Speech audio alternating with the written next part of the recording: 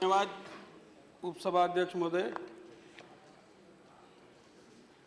आज इस सदन में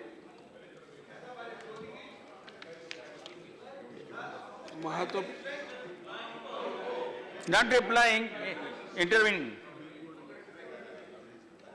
महत्वपूर्ण चर्चा हो रही है, गंभीर चर्चा हो रही है और सबने एक मत से दलितों के साथ जो उत्पीड़न होता है उसके प्रति चिंता व्यक्त की है और रोकने के लिए अनेक सुझाव भी दिए।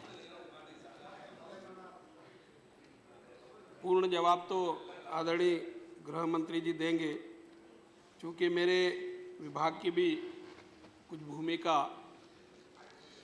इन वर्गों के हित संरक्षण की है, इसलिए मैं कुछ मुद्दों पर चर्चा करना चाहूँगा। आज हमको भारत के संविधान निर्माता डॉक्टर भीमराव जी अंबेडकर साहब का वो कथन याद आता है। उन्होंने कहा था, संविधान बना करके जब सरकार को सौंपने की कार्रवाई हो रही थी, उन्होंने अपने भाषण में कहा था, संविधान चाहे कितना भी अच्छा हो, अगर अमल करने वालों की नीति और नीयत ठीक होती है तो इस पर अमल होता है और जो संवैधानिक प्रावधान है उस पर अमल होता है, और जब अमल होता है तो जिन उद्देश्यों से संविधान बना है उसकी पूर्ति भी होती है। आज ये विचारणीय प्रश्न हमारे सामने खड़ा हो गया। 70 साल की आज़ादी में संवैधानिक प्रावधान सामाजिक, आर्थिक, शैक्षणिक, राजनीतिक आदि सभी प्रकार की विषमताओं को दूर करने के लिए संविधान में प्रावधान किया गया है। फिर भी आज जो देश में लोगों की मानसिकता, मनस्थिति संविधान के अनुरूप क्यों नहीं बनी? हर सरकार ने किसी न किसी प्रकार से अनेक प्रकार के उपाय किए, परंतु आज भी हमको दलितों के उत्पीड़न की चर्चा करने की आवश्यकता क्यों पड़ी? हम अगर बारीकी से अध्ययन करें, निष्कर्ष निकालें तो ऐसा लगता है, हम भाषण तो देते हैं, हम एक दूसरे को सुनते भी हैं, परंतु जब आचरण करना होता है तो आचरण करते समय या तो स्वयं का फ़ायदा देखते हैं या हम जिस राजनीतिक दल के लोग हैं उस राजनीतिक दल का फ़ायदा देखते हैं। और अभी जो हाल ही में कुछ घटनाएं घटी है उसमें से ये भी परिलक्षित होता है। गुजरात की घटना पर तो हम कर रहे हैं, वो दुखद है, निंदनीय घटना हुई है, नहीं होना चाहिए। इस संबंध में बहुत सारी चर्चा हो गई। वहाँ की सरकार ने त्वरित कार्रवाई की है, कठोर कार्रवाई करने का काम किया है। आईपीसी की धारा 307, 323, 324 आदि अनेक धाराएं लगी है। इसके साथ ही साथ पीड़ित परिवार के लोग दलित वर्ग से हैं, इसलिए एट्रोसिटीज़ एक्ट भी लगा है। और ये व्यवस्था है एट्रोसिटीज़ एक्ट में कि पीड़ित परिवार को आर्थिक सहायता भी दी जाएगी, उनको अगर आवश्यकता होगी तो स्पेशल कोर्ट की सुविधा भी उपलब्ध कराई जाएगी, आवश्यकता होगी तो वकील सहायता के लिए भी, सरकारी वकील के अतिरिक्त भी उनको मदद की जाएगी। वहाँ की सरकार ने आर्थिक सहायता भी देने की बात कही है। मैंने भी गुजरात सरकार के साथ संपर्क बनाए हुए हूँ और चर्चा की थी। हमने 2014-15 से लेकर के अभी तक 2 कानूनों पर सक्रियता से अमल करने की कोशिश की है।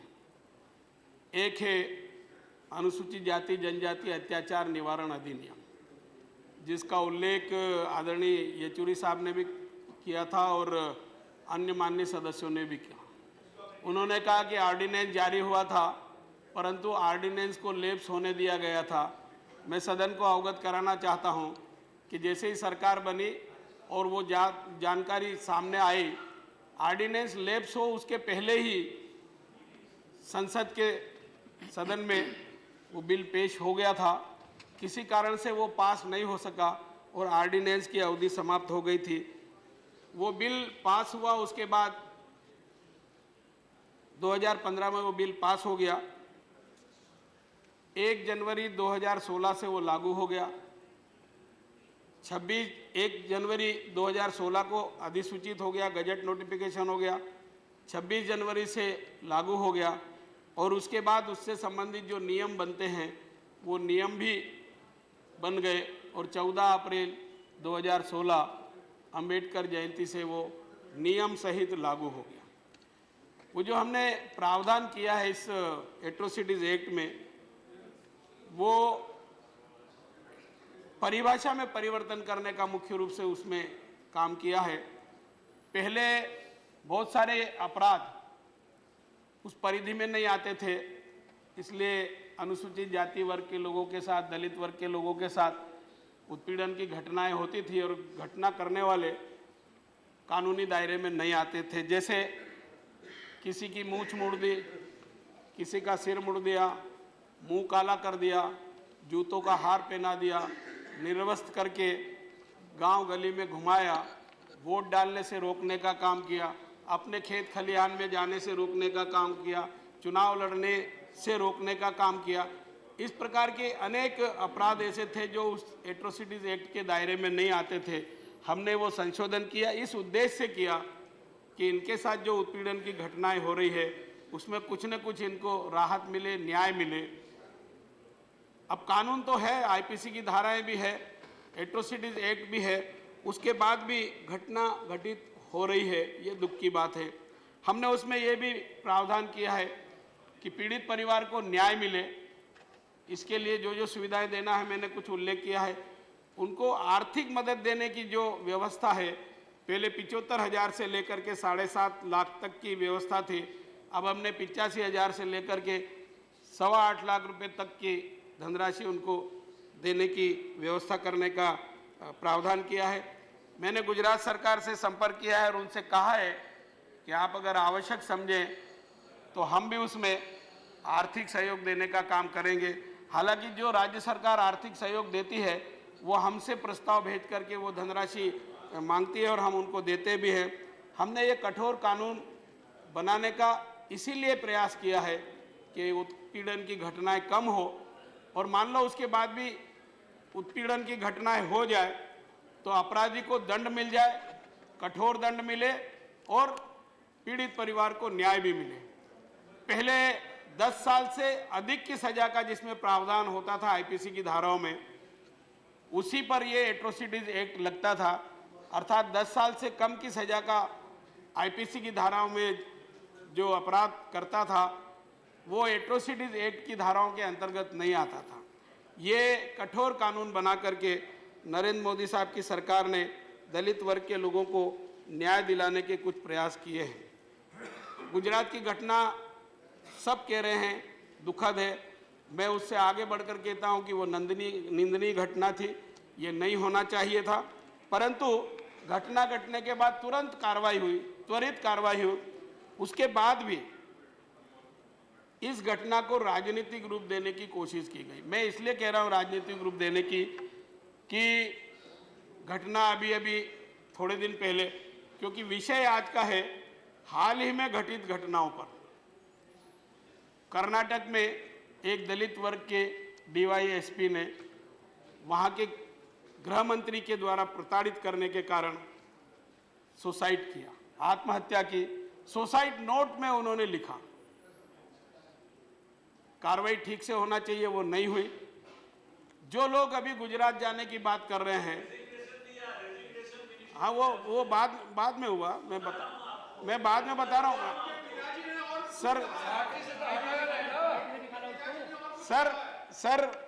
सर मैं अभी तक सदन की सब बात बीच में बैठ करके नहीं बोलना है। आराम से बात सुन रहा हूँ, आपको कुछ कहना हो तो आप कह देना। सीधे इधर मिस्त्री जी सीधे बात करिए, वो कदम बहुत बीच में बैठ करके बोलते नहीं। वो कदम बहुत बाद में उठाया, कोई कार्रवाई नहीं हुई, केस पर भी ठीक से कुछ इन्वेस्टिगेशन नहीं हुआ। कांग्रेस की सरकार है, परंतु अन्य राजनीतिक दलों के, विशेषकर भारतीय जनता पार्टी से संबंधित लोग तो वहां ऐसे नहीं गए। इसके बाद आगरा में घटना हुई थी। आगरा में एक दलित वर्ग के व्यक्ति को चौराहे पर मार मार के उसकी हत्या कर दी। हम तो नहीं गए वातावरण खराब करने के लिए, इसके साथ ही साथ केरल में एक युवा महिला दिशा माल के साथ बलात्कार हुआ। बलात्कार के साथ उसकी क्रूर हत्या हुई। उसके बदन पर 38 चाकुओं के वार थे। छलनी हो गई थी। हमने राजनीतिकरण करने की कोशिश नहीं की। कांग्रेस की सरकार थी और वहां नहीं, वही मैं बता रहा हूं, हमने माहौल खराब करने की कोशिश नहीं की। हम नहीं गए। सदन में चर्चा हुई, इसी सदन में राज्यसभा में, और सब माननीय सदस्यों ने चिंता व्यक्त की और आसंदी से उपसभापति महोदय ने मुझे सामाजिक न्याय और अधिकारिता मंत्री होने के नाते निर्देश दिया कि तुम वहां जाकर की घटना के बारे में जानकारी ले और सदन को अवगत कराओ। तब हम गए। हम वातावरण खराब करने के लिए नहीं गए। मैं ये निवेदन करना चाहता हूं, गुजरात की घटना 11 तारीख को हुई। 17-18 तारीख तक वहां कुछ नहीं हुआ। न तोड़फोड़ हुई, न आगजनी हुई। एफआईआर तो तत्काल उसी दिन 11 तारीख को ही हो गई। एफआईआर तत्काल 11 तारीख को हो गई। एफआईआर तत्काल हुई। एट्रोसिटीज एक्ट तत्काल लगा। धारा 307, 323, 24 तत्काल लगी और शुरू दिन ही नो क्रॉस टॉकिंग प्लीज। 3-4 लोग पकड़े गए। प्लीज 13 तारीख तक ही is not yielding, please sit down. सब 13 तारीख तक वहां गिरफ्तारियां हो गई। उसके बाद 14-15 को और गिरफ्तारियां हो गई। मैं ये सदन के सामने ये प्रश्न रखना चाहता हूं कि आखिर 5-7 दिन तक वहां शांति बनी रही। वहां की मुख्यमंत्री संबंधितों से मिली, आर्थिक सहायता दी, वातावरण खराब नहीं हुआ। यहां चर्चा होने के बाद 18 तारीख को और 19 तारीख को वहां तोड़फोड़ आगजनी की घटनाएं क्यों हुई? मैं उसमें से केवल मैं एक प्रश्न सदन के सामने रख रहा हूं। गुमराह नहीं कर रहा हूं कि आखिर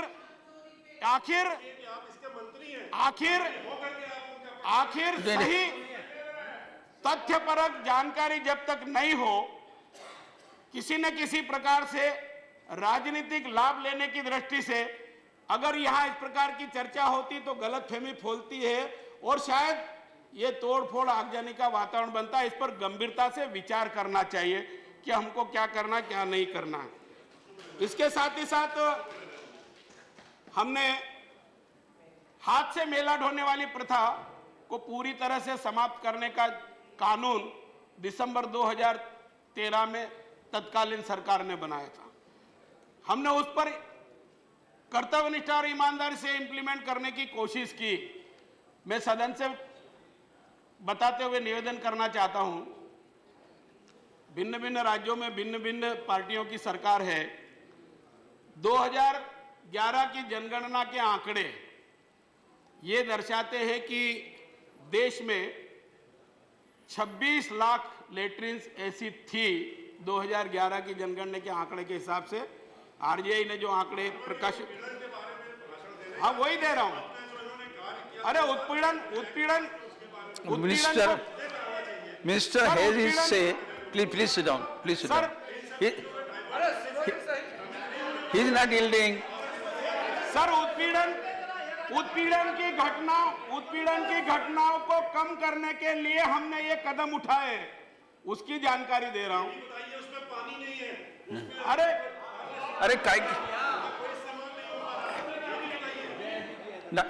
not going on record. Only हमने जो minister उपाय say. किए उत्पीड़न की घटनाएं कम हो इसके लिए वो जानकारी दे रहा हूं।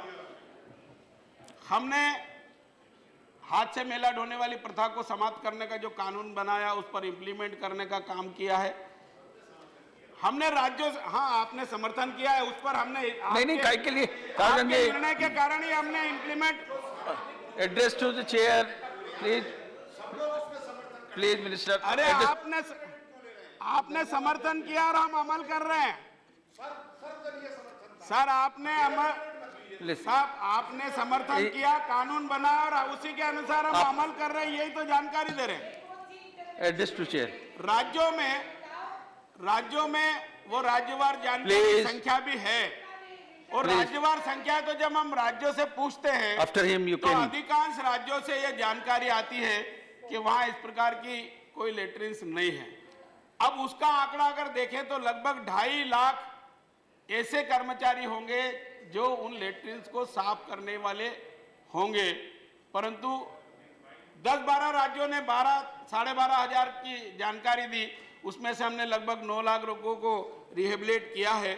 मैं अनुरोध करना चाहूंगा, उत्पीड़न की घटनाओं को कम करने के लिए जो जिस राज्य के हैं, यहाँ जो सांसदगण हैं वो किसी न किसी राज्य का प्रतिनिधित्व करते हैं, उन राज्यों में इस कानून को लागू कराने के लिए इस बात का पता लगाए कि वहाँ कितने लोग ऐसे हैं, ताकि उसको उत्पीड़न से बचाने का काम किया जा सके। बीच में नहीं बोलते, प्लीज सिट डाउन, प्लीज। आप अभी बैठिए, कोई बोले नहीं, he is not yielding.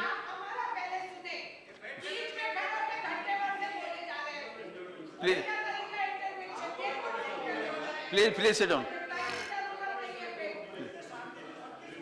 It is a part of reply. उपसभा अध्यक्ष महोदय, जिन माननीय सदस्यों ने जो अपने विचार व्यक्त किए हैं उनसे संबंधित जो मुद्दे हैं उसी पर मैं चर्चा कर रहा हूं। अब एससी सब प्लान की चर्चा येचुरी साहब ने की है और माननीय सदस्यों ने भी की है। अब मैं उसका जवाब अगर दे रहा हूं, जानकारी दे रहा हूं कि सरकार ने उस दिशा में क्या किया, तो आपको सुनना चाहिए। मेरा ऐसा अनुरोध है, निवेदन है। मैं एससी सब प्लान के बारे में भी जानकारी देना चाहूंगा कि ये बात सही है कि 14-15 में जब नरेंद्र मोदी साहब देश के प्रधानमंत्री बने, उसी समय तुरंत एससी सब प्लान में जो धनराशि दी गई थी उसमें 50,000 करोड़ की धनराशि दी थी, और पहले कभी एवरेज होता था 8.45-8 के आसपास, उसको तुरंत बढ़ा करके 11-12% कर दिया था। उसके बाद 14वें वित्त आयोग की रिपोर्ट के कारण राज्यों को जो 10% से अधिक धनराशि दी। Under which rule, please, under which rule? Your turn is coming, your turn is coming. प्रश्न है, ये व्यवस्था का प्रश्न है, मैं अपना नहीं बोल रहा, व्यवस्था का प्रश्न है। आनंद जी, व्यवस्था का प्रश्न है। आनंद जी, आपका टर्न आने ही वाला है, इसलिए आप बोलिए ना। ये व्यवस्था का प्रश्न है। जी, क्या प्रश्न है आपका, बताइए। माननीय मंत्री जी ने जो भी आंकड़े दिए, आर यू यील्डिंग? एक मिनट, यील्ड नहीं, आर यू यील्डिंग? वो बात ही नहीं है। आप अनुमति not a question of is yielding और not. Yes. I am raising a point of order. पर you are in the chair. then under which rule? No, I'm sorry. That's I'm raising this point Okay, of order. yes. Please have your mind. That the minister has misled the Please. house. He has said that 50,000 crore was given and 18% more than the previous budget. It is false, because if you look at the 2014 regular budget, SC sub-plan and tribal sub-plan was cut by more than 24,000 crores. Okay, This your is a turn is fact. coming and you will The minister should have correct chance that. to make your mind. He is Okay. a minister. Minister should not mislead the house. Okay. What you will say? उपसभा क्या अध्यक्ष कहना है महोदय, आपको? जी। मैं अब वो point of order है कि नहीं है, ये नहीं, तो आप करें निर्णय, परंतु वो जो जानकारी चाहते हैं, आदरणीय आनंद शर्मा जी जो जानकारी चाहते हैं, मैं वो जानकारी आपको उपलब्ध करा रहा हूं। मैं केवल इतना ही बोल के चल रहा था, परंतु मैं अब नहीं, एक मिनट। हाँ जी। 2-3 लोगों ने इस विषय को उठाया था, इसलिए जानकारी दे रहा हूं। मैं बताना चाहता हूं कि 2011-12 में 30,000 करोड़ रुपए का एससी सब प्लान का बजट था और उसका परसेंटेज बन रहा था 7.9। मैंने तो और 8 से ज़्यादा बताया। फिर 12-13 का 37,000 करोड़ था, 9.4 था। 13-14 में 8.8, 41,000 करोड़। 2014-15 में एकदम बढ़ करके जब नरेंद्र मोदी साहब प्रधानमंत्री बने 50,000 करोड़ हुआ और 9% हो गया। और 15-16 में 14वें वित्त आयोग की रिपोर्ट के कारण केंद्रीय मंत्रालय जैसे पंचायत और ग्रामीण विकास आदि में कुछ कमी आई और राज्यों को ज्यादा पैसा दिया। उस समय 30,000 करोड़ हुआ, पर फिर भी बजट का वो 11.80% था। और 16-17 में 38,800 और कुछ करोड़ रुपए का प्रावधान है, जो 12.20% होता है।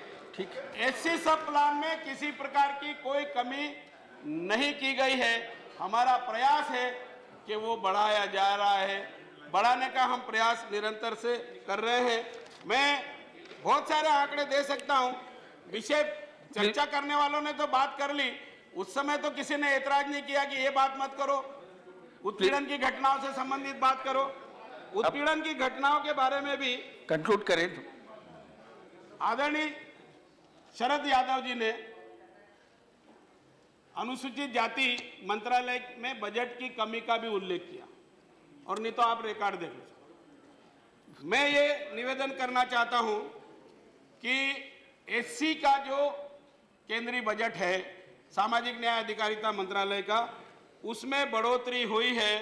15-16 में 5,911 करोड़ रुपए का प्रावधान था और 16-17 में 6,500 करोड़ का प्रावधान हुआ। और मैं ये भी जानकारी देना चाहता हूं कि 2014 से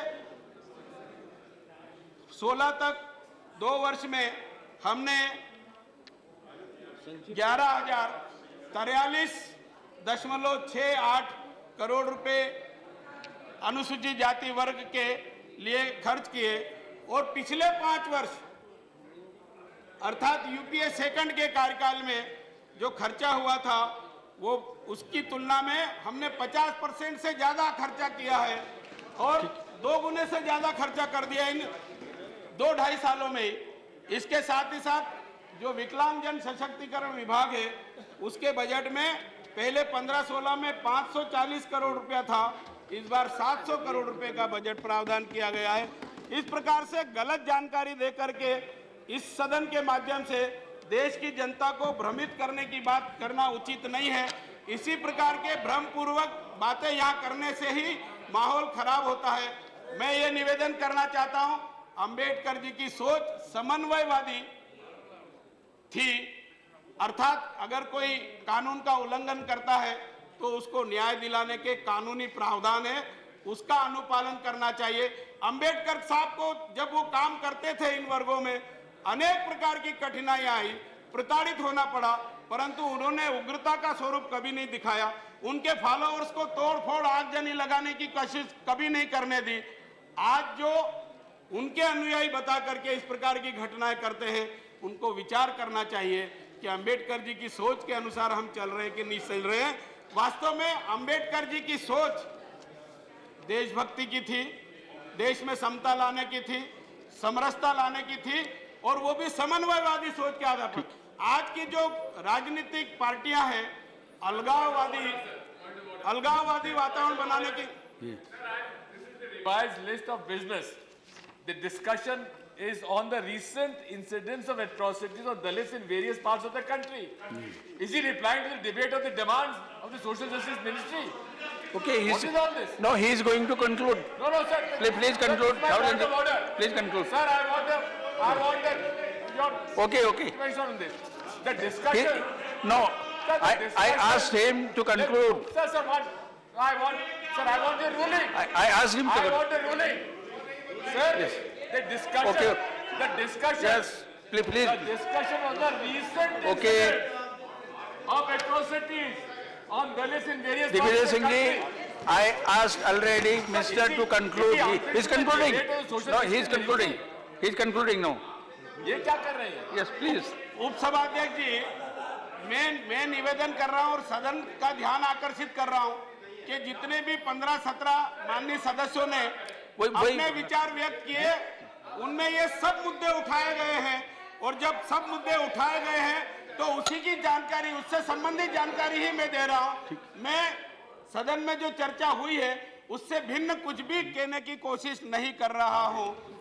और उस समय किसी ने पॉइंट ऑफ ऑर्डर नहीं उठाया तो आप क्यों उठा रहे? अब हम Honorable Minister, please. Honorable Minister, intervention is not reply. Intervention maximum you take 10 minutes. How much you took? Sir आप पहले No, no. आए होते तो मैं इंटरवेंशन के No, आपकी no. बात ही नहीं करता। Now you सर, मैं एक बात और can. करना चाहता हूं। Now you please मैं conclude. एक बात और करना Now you चाहता हूं। please conclude. हाँ, जी 2 मिनट में। Yeah. उत्पीड़न की घटना है। Let him finish. No, let him complete. After that I will allow you. Let him. Eh? From you. Ruling. My point of order is. Point of order. My point of order. Oh my God. Point of order. Point Okay. Of order नहीं। Sir, please. See, I certainly listen to your point of order. Sir, But generally, let me say one point before that. You see, I said I will listen to your point of order. Digvijay ji, I will listen to your point of order. But before that, let me make one sentence. The point is, see, honorable members should please note, it is already 6:30, and yeah, that's what I mean. Now there are 5 more speakers. And Minister also. discussing on the subject. So what is the point of order? Point of order, please see the revised list of and the business Okay. to raise discussion on the recent incidents of atrocities Ah, on Dalits yeah. in various parts of the country. Yeah. He has not referred to that even. Then what is?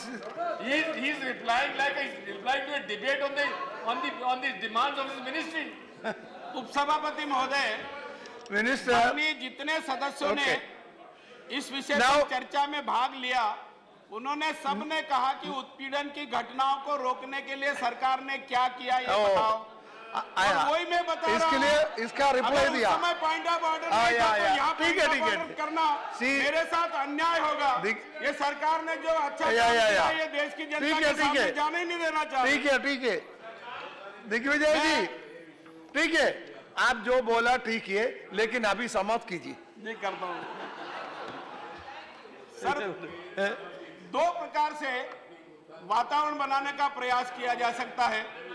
एक आर्थिक शैक्षणिक विकास की दृष्टि से और दूसरा सामाजिक और मान सम्मान की दृष्टि से। हमने दलित वर्ग के लोगों का मान सम्मान बढ़ाने के लिए अंबेडकर साहब की सोच गांव-गांव गली-गली में लोगों के मन मस्तिष्क में उतरे और उसको सही दिशा में समझ करके आगे बढ़े। इसलिए अंबेडकर साहब की 125वीं वर्षगांठ भी धूमधाम से मनाई और उनसे संबंधित जो 5 मान बिंदु थे, जो 5 मान बिंदु है, जन्मस्थली, 1 मिनट, शिक्षा स्थली जहां उनकी मृत्यु हुई, परिनिर्वाण स्थली और लंदन में जाकर के पढ़े थे वो, और जन्मस्थली और चैत्य भूमि जहां अंतिम संस्कार हुआ था, उनको पंच तीर्थ घोषित किया है। देश की आजादी के पहले से लेकर के इस प्रकार का वातावरण बनाया जा रहा था कि देश में समता और समरसता लाई जाए। समन्वयवादी सोच के आधार पर हमने समन्वयवादी सोच के आधार पर देश में समता और समरसता का वातावरण बनाने की कोशिश की है और इस कोशिश के कारण इनको थोड़ी बहुत परेशानी हो रही है। मैं निवेदन करना चाहता हूं, अभी now अच्छे conclude. काम की आपको सराहना करना चाहिए। धन्यवाद। जय हिंद। Okay, thank you.